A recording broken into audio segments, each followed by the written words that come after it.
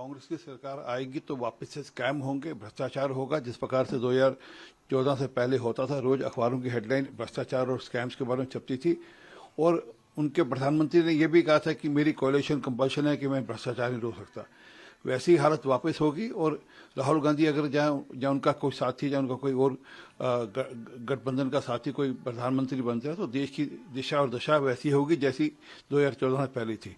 हाँ, अगर मोदी जी वापस आएंगे और मोदी जी वापस रहने वाले हैं तो सुनिश्चित है जितने भ्रष्टाचारी हैं सबके सब जेल के पीछे जाएंगे और सबके खिलाफ मुकदमे चलेंगे और जो इन्होंने चोरी चकारी की है वो देश के खजाने में वापस आएगी। दिल्ली के उनका अधिकार है जाने का, वो सुप्रीम कोर्ट गए, परंतु वह सुप्रीम कोर्ट में जाकर क्या गुहार लगाएंगे कि सुप्रीम कोर्ट अपना पन्ना 66 का पैरा नंबर 95 पढ़े और बताए कि किस प्रकार से सुप्रीम कोर्ट ने ही छूट दी थी कि केंद्र सरकार कानून में बदल कर सकती है और बदल कर जो नए प्रावधान लाएगी उसके अनुसार बाकी सबको एक्ट करना पड़ेगा, उसके अनुसार काम करना पड़ेगा। अब केंद्र सरकार उसके हिसाब से सुप्रीम कोर्ट के फैसले के हिसाब से बदल लाई है और अब सबको उसको मानना पड़ेगा। यूनिफॉर्म सिविल कोड लागू होगा, एक विशेष कमेटी ड्राफ्ट की जांच कर। देखिए, वहाँ पर ड्राफ्ट आ गया है, जो उनकी उन्होंने एक स्पेशल कमेटी बनाई थी, उसने ड्राफ्ट पेश कर दिया है और उस ड्राफ्ट में महिलाओं के अधिकार को लेकर मूल फोकस है और जल्द इम्प्लीमेंट करेंगे और देश को एक दिशा देंगे कि किस प्रकार से एक अच्छा यूनिफॉर्म सिविल कोड देश के लिए हो सकता है। मेघालय देखिए, अपेक्षा करते हैं कि उनके जो कंसर्न्स हैं वह जो लॉ कमीशन है उसके समक्ष रखेंगे और लॉ कमीशन उसकी चिंता करेगा। इस पर राजनीतिक बयानबाजी की इतनी जरूरत नहीं जितनी कि लॉ कमीशन के सामने अपना पक्ष रखने की है। गवर्नर अब ये मैटर कोर्ट के तत्वाधान में है, अपेक्षा करते हैं कि कोर्ट ठीक फैसला लेगा, परंतु एक बात तय है कि वह मंत्री भ्रष्टाचारी, ये स्टालिन भी कहते हैं, ये बाकी पार्टियां भी कहती हैं। मणिपुर में हिंसा को लेकर सर अब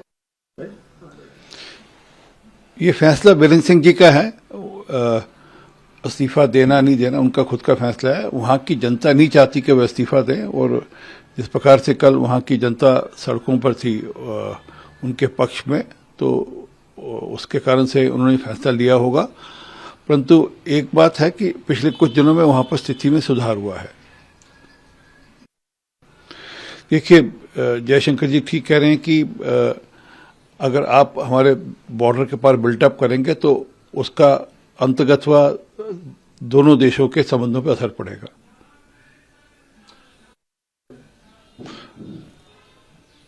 राहुल गांधी का जो दौरा है वहां पर हालात नीचे अच्छे नहीं कर रहा है, क्योंकि वहां जाकर वह सड़कों के रास्ते से जाना चाहते थे और वहां की सरकार ने रोकना चाहा और उनको कहा कि हेलीकॉप्टर से जाएं। वहां के लोग उनके विजिट का विरोध कर रहे हैं। अब ऐसे हालात में जबकि वहां के लोग उनका विरोध कर रहे हैं, ऐसे हालात में क्यों वहां जाएं और वहां जाकर एक सिर्फ फोटो खिंचवाने के लिए कि मैं वहां गया, सिर्फ इतने मात्र के लिए वहां जाते हैं। तहत लोगों को आवास आवंटित करे हैं, ये आवास अतीक अहमद से जो लैंड लिया गया उस पर बहुत स्वागत योग्य कदम है और अनूठा कदम है कि जो गैंगस्टर्स की ज़मीनें हैं जो उन्होंने लोगों से हथियाई थी, उसी ज़मीन पर गरीबों के लिए आवास बनाकर उनको आवंटित किए गए हैं।